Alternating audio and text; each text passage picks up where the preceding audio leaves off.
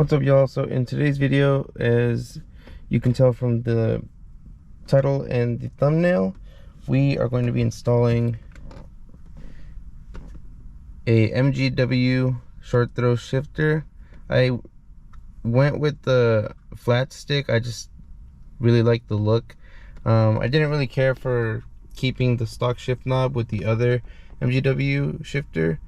I just preferred the look of this one. It's not that difficult to do, or at least it doesn't look like it's that difficult to do. I've never taken out a center console from a Corvette, but from watching the video, it doesn't look like it's anything crazy. So I'm excited to do this because this car, which I've seen on forums, people tend to miss a gear like second or third. I don't really have that much of an issue. For me, it's more, I don't like longer throws. And even though this one isn't really long, I'll give you guys a reference. So here's neutral, first, second, neutral, third, fourth. So this throw isn't really long. I just like the notchier feeling. I've had an MGW before on the GT500 I used to have, and I just love the feel of it. It's just so like confidence inspiring, knowing that it's really in the gear, because like you feel it and you hear it click, versus this, it feels just, it has more play. And even then, it's not that bad, honestly. But let me go ahead and start. So the first thing you do have to do is get your tools. Off the top of my head, I believe it's a T40 Torx bit, a T25, and a T15. The T15 is for like these smaller ones over here, for like this like center console glove box cover. And then everything else here, there's two screws right here. There's normally two plastic covers that go on here, but I already have mine off. After that, you start along this side, but again, I'll show you guys as I go, you know, down the whole thing. The one thing I am going to do besides install the MGW today, it's super small. So this, the cup holder cover, mine kind of snapped, so only like the little handle that goes here was up here, and the other part snapped back and rolled back down. I did buy a new one. It wasn't that expensive. I think it was like 40 bucks. But since I'm already taking out the center console, I decided I should just, you know, install it now instead of taking it apart later on again. All right, so I got this off. It's just these 4 screws. Took these 2 out. And then this, you literally just lift it on the front and the back of the boot. So here and here, and it'll just snap out with these. This part goes right over here. There are 2 screws right here. Of course, it's super dirty, but there's 2 screws right here. Once you take those out, you will just snap the back one out, and then kind of try to take the carpet that's along the side of the center console and tuck it out. Once it's tucked out, you'll kind of just pull this towards you, and then it'll unsnap these top ones here that go near the center console here. And then once that's out, you know, you can just put it to the side or whatever. Then you can start slowly, you know, lifting from the sides here and here. The hardest part is going to be around the corners here. I still haven't loosened this one up yet, but you do want to be careful since it is, you know, older, cheaper GM plastic. You don't want to break anything. You know, so just take your time and be careful. I'd say doing all this, I'm almost done taking out the center console completely, and it's been about 5 minutes. So it's fairly easy. You know, just take your time, be careful, and it should all come out. But let me go ahead and take mine completely out, and then we can start working on this. All right, completely snapped everything out of place. Now you just have to twist. First, you twist off this like chrome piece counterclockwise to unconnect it from the top of the shift knob to expose this bolt here. And it's again a T15. I already loosened it, so once you loosen it, you know, you can just remove it and the shift knob just comes off. See? So once that's done, you know, you can start lifting the center console out. But again, when you take this out, disconnect the hazard lights and I believe the traction control down here. So I don't think you have to remove the heated seats plug. You can disconnect everything, of course, but from the videos I've seen, you can, as long as you disconnect the hazards and the traction control, you can just lean this over onto the seat. The wires are long enough to where you don't have to completely disconnect everything else, and from there, you know, you have all the room you need to work on the shifter itself. So you guys can go ahead and disconnect everything. I'm just gonna disconnect these two, or you can just do as I'm doing and just lean it over. All right, so center console is officially removed. So you don't actually have to unplug the traction control, and that's this one right here. It's long enough to move. So the only ones I did unplug were the hazard lights and then the heated seats, which are super easy to unplug. So now that that's out of the way, we can start here. So you first have to remove this like little cover. It just goes over and then it'll pop out.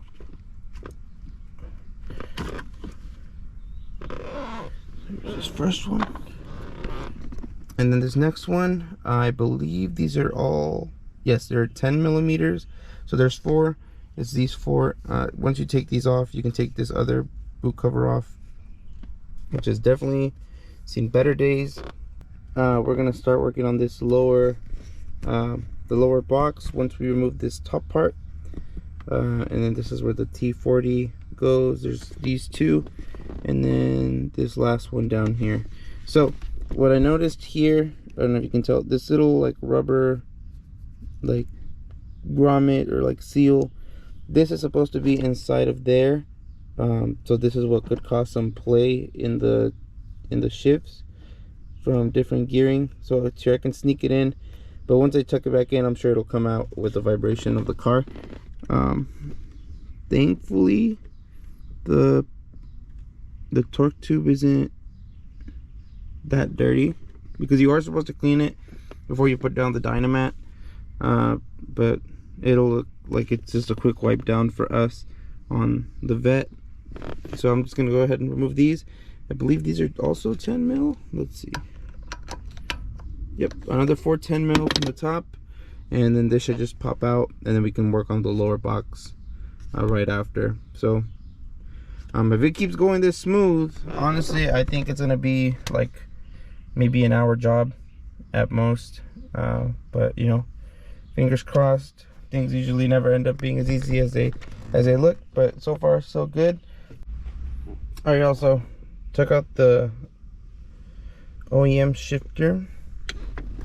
Now we can get rid of this, and literally all that's left is just these 3. Pop this out, swap this over to the MGW, and you know, get all this ready with the dynamat and put it all back in. So here's a comparison of the stock lower box versus the MGW lower box. This thing is premium quality, honestly. Like, just holding both, you know, this, the fact that the OEM one feels, you know, cheaper than this, you just know this is going to be good. So what the next step is, you have to take, I forgot what this is called, but like this rod, you have to remove these 2 Phillip screws. Just remove this. You'll swap that over to this other side, I believe, or you might not, but you basically take this rod out, clean it from all the grime. You can tell mine has like some dirt in it. We'll put that back in here. Once that is done, we can slowly start to put it back together. So now we're done with deconstructing it as soon as we flip that rod over to the other one, and then we're back to installing everything. I just finished putting Dynamat in here. What you do here is they give you like an 8x8 piece of a Dynamat sheet. Cut 4 inches for this upper part here. It'll fit perfectly, like snug, from where it hits up here to this like welded piece here. Try not to make them overlap each other at all. The website says that it can interfere with the shifter, so just make sure they don't overlap. So once you do this one, the remainder like piece that you have, cut that directly in half. You'll put one side over here. This one's pretty easy to put on, and then you'll put another one under this welded piece down here. I don't know if you can see it, but it's down there. It's down here. And again, just don't make them overlap. Put them on. Now, you know, you're going to be putting on this part. Again, it's just, I believe this is just for sound deadening. And then this will just go over here like this. So you can see these line up perfectly. The only thing you can see is like this little top welded piece. And then you put the last one on this side. Make sure it doesn't go over this like little line. You just want it under there. And you know, just make sure you push it down all the way. It sticks on super easily. So it's just this top piece, the bottom one down here, and then this last one on the side. Now that all this is on, we can go ahead and start installing the lower part, the lower box part of the shifter, and then, you know, slowly start putting everything else together. So the lower box is in. You kind of just shimmy it in, and then make sure that right here there's like a little indent. You want to make sure it lines up with the hole so that you can put these back in. You do want to put on some Loctite that they put, or that they include with the kit. And then don't tighten everything, because you just want to, you know, guide them through, tighten them by hand slightly, because then you're going to put on the alignment tool to make sure that it stays in neutral. Okay, so now I already put on the alignment tool so that it stays in neutral. I tightened all of these down, so these 3. You definitely want to start tightening this one first. Make sure it's all the way tight, you know, but don't over tighten it. Once this one's all the way tight, I started going from here and then down. But yeah, everything's tight now, so I'm just gonna loosen this off, and then we get to work on the upper portion of the shifter. All right, so next part is putting the gasket on top of here. It perfectly lines up with all the holes. The next thing you want to do is get some of this excess grease and put it in the center here. Once you do that, you basically just need to bolt up the last 4 screws here, the bolts. You just go on top around here. What you want to do is, with the Allen wrench that's provided, you basically tighten right there. Once you run the bolts through the top, and it'll lock them in place. So you want to do that now, lock it in place, and then loosen it right before it locks, and then put it on top of here. That way, once it's in, you don't really have to tighten it. It's just like a quarter turn or something, and it'll lock, just to make it easier. I tightened up all the bolts right here. They sit flush. They sit like right a little bit under this. They sit a little bit lower. Once you tighten that, again, just get your Allen wrench and then you tighten it. I already tightened all 4 sides. Make sure you do all 4 so that it's sturdy. And man, I've already tested it out. Look at this, how short it is. It's crazy how short it is, and it's so notchy. It's crazy. But yeah, so basically we're almost done. Now we just need to start putting the boots on. You do have to cut a little bit. Where is it? On this one, you have to cut the inner ring. So I'm gonna cut it because then it'll sit flush with this. So you can just get a razor blade, cut around it, and then basically, in terms of the shifter, it's done. It's just putting everything back together and then putting the little boot that goes on top of the shift boot. It's like a little rubber piece that though it'll hold like right here, and it'll sit flush right here. So you can just see the flat stick and then obviously the shift ball. Once you cut it, it'll basically fit perfectly flush with the rubber part of the MGW. What you'll do is you'll tuck this under, and then it basically looks like it's a one-piece boot. Once it looks like that, then it's good to go, and you can go ahead and put these back on, all four all around. Then you can, if you want, which I'm going to reuse this one. It's a little old, but it's better than nothing. So I'll put this on afterwards, and then basically all you have left at that point is putting on the center console. Obviously before you put everything on, you want to test it, make sure that it's good. I already went through all the gears, everything was good for me. One last thing I forgot to mention: when you put this rubber piece here on the shift boot, you'll push it all the way through. Once it's all the way through, the kit gives you a zip tie. You'll zip tie it right here. You'll feel the groove, zip tie it there, and just cut it off. And then after that, you can push it through, and then it'll sit flush on the shifter right around here. Alright, y'all, now that the install is done, let's take it for a quick test drive. See how she feels with the new MGW. It does feel good. It feels nice because it's like I'm so used to it being stock. It feels so nice. It's like so solid.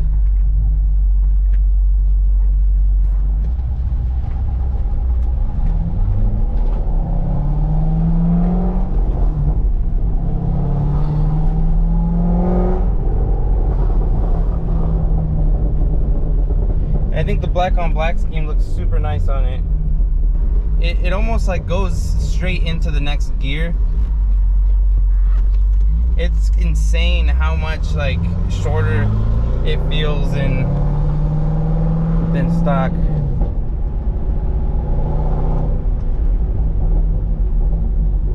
So now that I'm driving it, it's like it's definitely going to be very easy to keep dailying this car with the short throw shifter.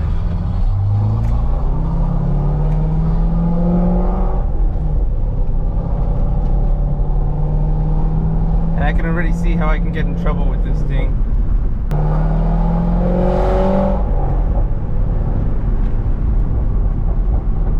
Yeah, we'll take it on the highway real quick.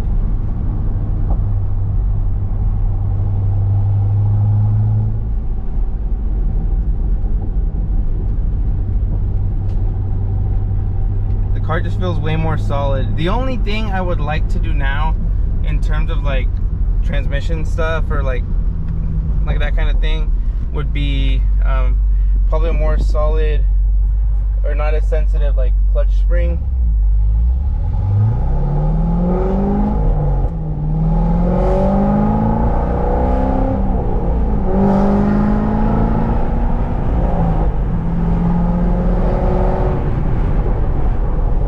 It shifts so nice.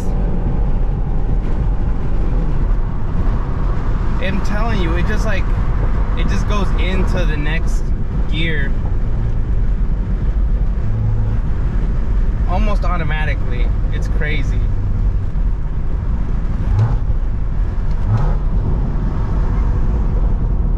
It doesn't even feel like I'm shifting. It's like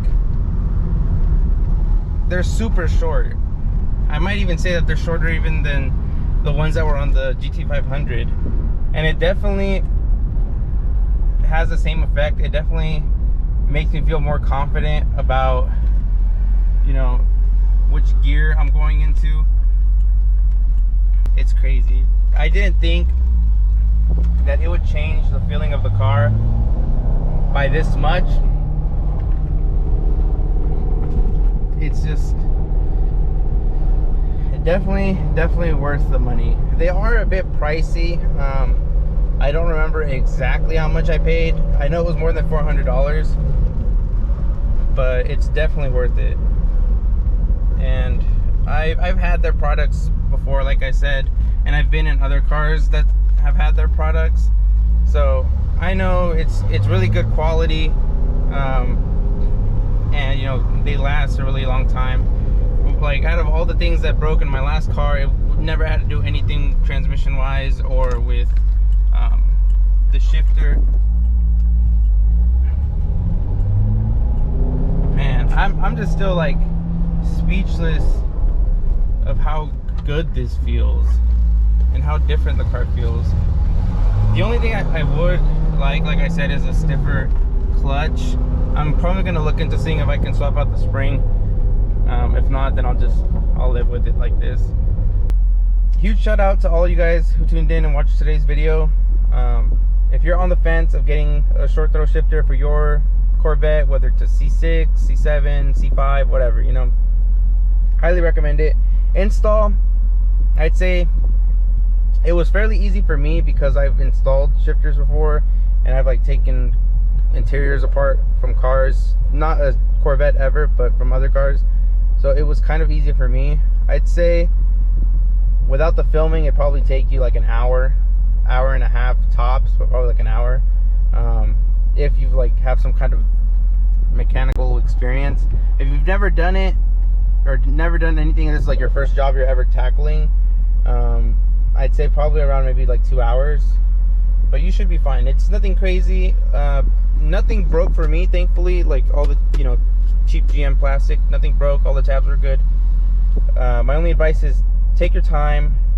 If it doesn't feel like it's gonna come out, don't use excessive force. Like, you know, just try to ease your way through everything. All the tabs here are very like kind of cheap, so as long as you do it, you know, pretty softly and you're patient, everything will come out and you shouldn't have any issues. But yeah, besides that, easy install, and your reward is like driving it afterwards. It feels amazing. But again, thank you for watching the video. Drop a like if you enjoyed watching it, subscribe if you're new, and I'll catch you guys in the next one.